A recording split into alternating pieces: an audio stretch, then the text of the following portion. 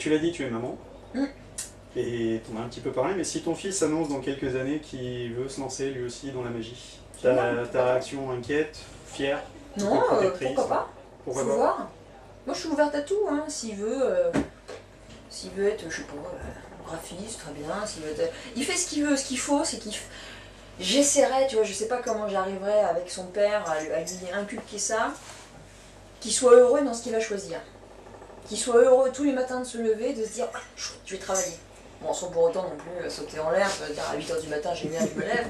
Mais enfin bon, être content, être satisfait, de se dire ouais c'est bien ce que je fais, je me réalise. Et je pense que ça c'est vachement important. Et je sais, au jour d'aujourd'hui, je suis incapable de vous dire bah alors comment, oui je sais exactement comment je vais faire, j'ai un schéma extrêmement détaillé dans ma tête, donc il va faire comme ci et comme ça, je demanderai au père de faire ci et ça pour qu'il fasse... Je ne sais pas, tout ça est très flou, très nouveau pour moi. Donc j'espère que j'arriverai, qu'on arrivera avec son père à inculquer ça à ce petit être qui rien demande à personne, mais qu'il faut quand même qu'on le baptise pour faire face à la vie. Parce que mine de rien, hein, on découvre, enfin moi je sais que j'ai découvert comme ça, je dis, ah, putain, mais en fait la vie c'est sans arrêt des combats sur tout. Faut se voir que même, là je parle sur la magie, hein, on se dit ouais c'est génial, je fais de la magie. Bah ouais, bah, c'est pas si génial que ça, parce qu'il faut drôlement bosser, faut travailler plein de choses qu'on n'a pas l'habitude de travailler, faut après se présenter devant des gens que tu connais pas, et puis qui ont l'air, ah oui ils ont l'air sympas, mais enfin en même temps, ils ont pas l'air hostiles, mais toi tu le prends comme hostile, parce que toi t'es perclus de défauts, de tracs, de trucs, donc du coup c'est beaucoup à travailler en très peu de temps. Ok. Tu fais aussi des spectacles pour enfants. Ouais, j'aime bien ça. Quels sont selon toi les aspects principaux qu'il faut mettre en avant pour ce public particulier par rapport à un public adulte? Moi j'ai l'impression que les deux choses là qui me viennent immédiatement, c'est qu'il faut pas il faut leur parler comme je te parle. Faut pas les prendre pour Les infantiliser. des Mongoliens. Ouais, les enfants, je déteste ça. T'as un enfant, tu lui parles normalement. J'espère, je touche du bois, j'espère que je parle pas à mon fils, tu vois, comme un petit débile. Ou moi je deviens complètement folle, tu vois, quand je parle à Antoine. J'espère que non. Donc je fais la même chose, mais avant d'avoir mon bébé, ouais, je savais pas. Mais pour moi c'était une évidence. Et il paraît.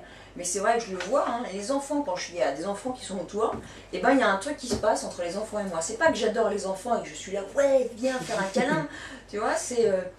je sais leur parler. Ils me demandent pas comment, c'est une chance, parce que j'ai jamais travaillé ça.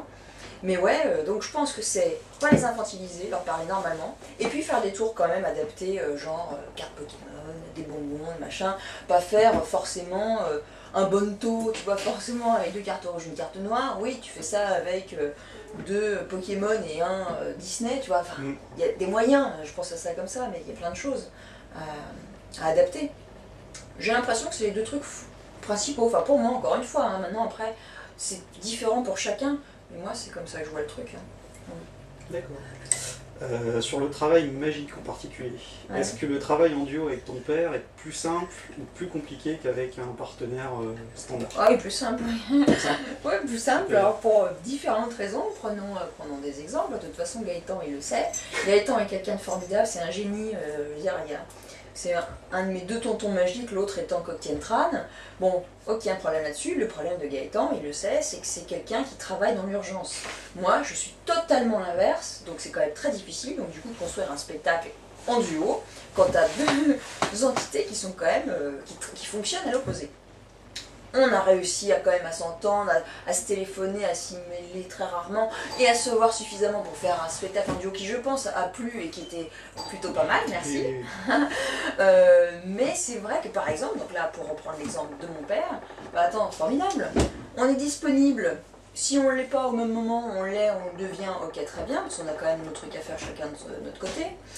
Mais on est sur la même longueur d'onde. Nous, on est en train de travailler, si tu veux, en janvier, on travaille pour septembre. Parce que être sur le fait accompli, moi, je supporte pas. On veut être préparé, on veut voir les lines, on veut voir le scénario, la mise en scène, on veut tout avoir. Donc ouais, c'est plutôt hyper facile de travailler avec mon père plutôt que... Pareil, Michael Weber, formidable. Le spectacle qu'on a fait en duo, c'était une éclate totale. Le problème, c'est qu'il est un peu américain et qu'il travaille toute l'année, donc on n'a pas pu se voir. On s'est vu, je crois, la veille. Hein, on s'est vu la veille pour faire le spectacle.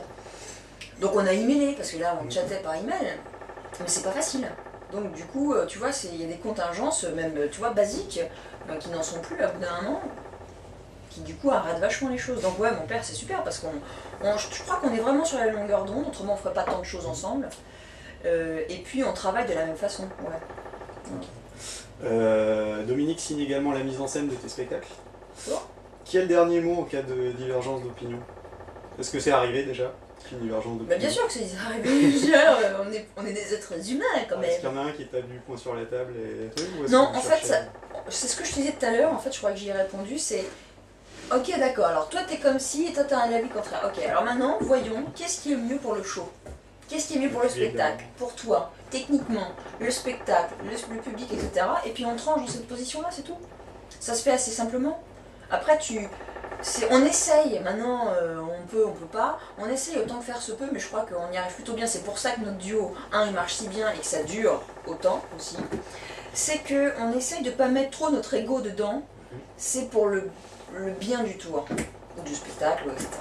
Donc ouais, je pense que ça c'est vachement important. Ok.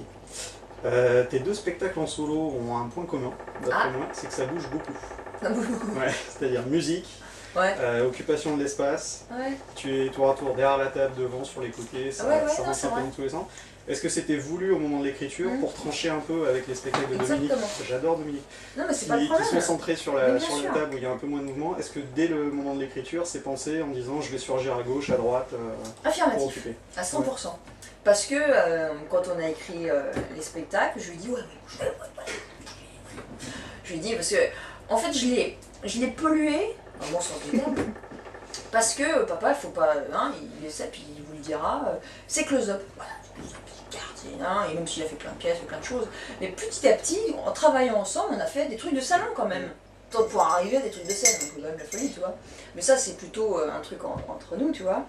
Mais ouais, affirmatif, complètement. Moi, j'aime bien être à table, parce que je fais évidemment, comme dans certains sketchs, je suis à table, derrière, assise, machin, close-up. J'adore ça, mais j'adore bouger, je veux que ça soit un truc, festif.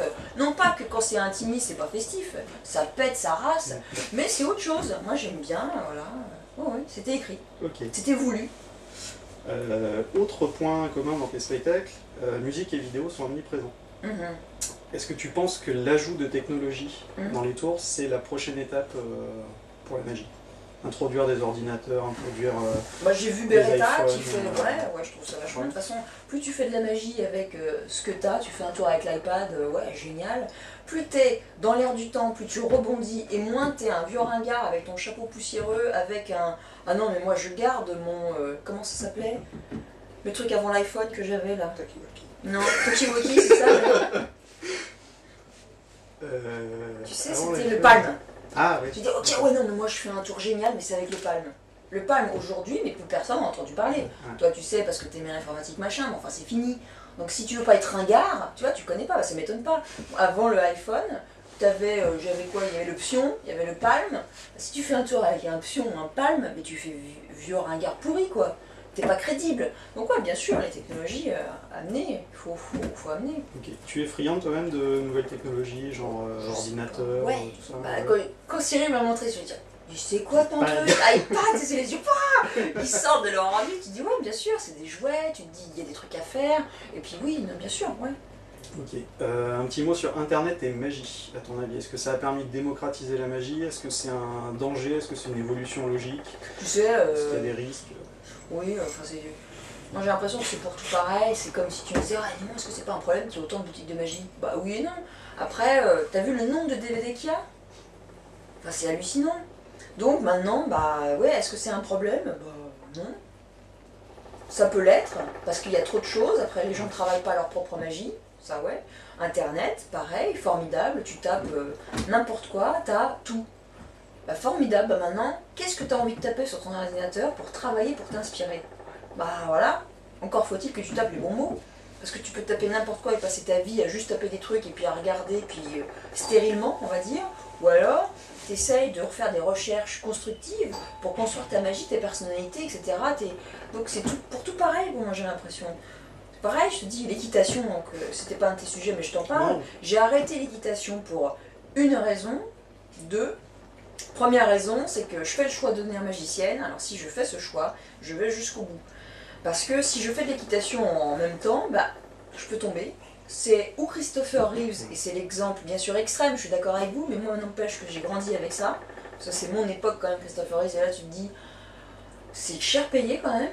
Ou tu te casses juste une jambe, un bras, bah, le poignet, bah, c'est la galère parce qu'il va falloir travailler encore plus, parce qu'il faut retravailler, ou les doigts, ou tu peux te casser un doigt, couper, enfin... Il y a tellement de choses qui peuvent arriver, alors ça t'empêche pas de traverser la rue, de te faire renverser et d'être un légume, pareil, sans faire d'équitation. Oui, mais en même temps, tu resserres un petit peu les probabilités, alors tu me diras si tu penses, ouais bah oui mais attends, tu roules en scooter, est-ce que c'est bien raisonnable Alexandra? Non, je ne peux pas dire, ouais, je te le temps, je suis gentille, je te le dis moi-même. Mais bon, au bout d'un moment, il faut faire des choix. Et ça, c'est super important, faire des choix. Mais faire après des choix qui, je dis pas les bons choix, vous avez remarqué, faire le choix. Et ça, c'est hyper dur de faire des choix. Là, ça paraît débile, hein, tel que je vous dis. Mais faire des choix sur les bonnes choses, taper truc, utiliser ton temps à dire juste aller voir un truc, genre gala, machin, ou faire un truc constructif, bah c'est un choix. Donc après, ça fait la même chose, mais dans ta vie entière. Est-ce que tu penses que ça n'a pas un peu démultiplié le risque de débinage oui, bah évidemment, bien sûr. Sur une vidéo d'un gamin de 14 ans qui fait un Hemsley baveux oui, mais surtout, le truc le pire, je dirais, c'est que si tu regardes bien, moi je vais très peu sur internet regarder ça justement, c'est que ils font tous, ils ont tous une webcam, ils se filment là, pouf, les mains, musique, parce que c'est mieux qu'on n'en a pas parlé trop, et puis pouf, je fais des trucs, voilà, je fais des trucs. Mais oui, mais alors moi je dirais, oui, c'est pas bien, enfin... C'est pas que c'est pas bien, c'est que chacun fait comme il peut aussi, parce que ces jeunes gens-là ou ces moins jeunes gens-là, qu'est-ce qu'ils ont comme public? Bah forcément ils en ont pas, puisque s'ils font ça devant la caméra, c'est qu'ils en ont pas. Bah voilà, c'est ça le problème aussi, c'est qu'on fait comme on peut. Alors après, c'est est-ce qu'ils veulent devenir magiciens, est-ce qu'ils sont magiciens, est-ce qu'ils peuvent aller voir une table, dire bonjour, je suis magicien, machin, ils vont pas se faire jeter. Bah voilà, c'est encore un problème de choix. Donc bien sûr, oui, c'est embêtant parce que tout le monde a accès justement à cette technique, mais enfin, combien vont faire cette technique? Combien sur ceux qui ont accès à Internet? C'est très peu, minime, parce que mine de rien, tous ceux qui travaillent, on en a la preuve vivante, on est quand même magicien, ben, il y en a très peu quand même des magiciens, je parle professionnels, qui font des spectacles, construits, etc. Ben, parce que nous, on s'investit dans ce qu'on fait, et on travaille, on fait que ça jour et nuit, on fait des Hemsley, ouais. On perd notre temps, mais n'empêche qu'on perd pas notre temps, parce que le petit jeune, il n'y arrivera peut-être pas lui à faire un Hemsley. Un Hemsley, c'est un mauvais exemple, parce que c'est facile, tu vois. Donc ouais, oui et non, encore une fois, non, c'est pas gênant. Oui, c'est gênant, mais dans l'absolu, ça ne l'est pas. Ça n'empêchera pas les vrais professionnels de travailler et d'être différents des autres. C'est grave. Ok.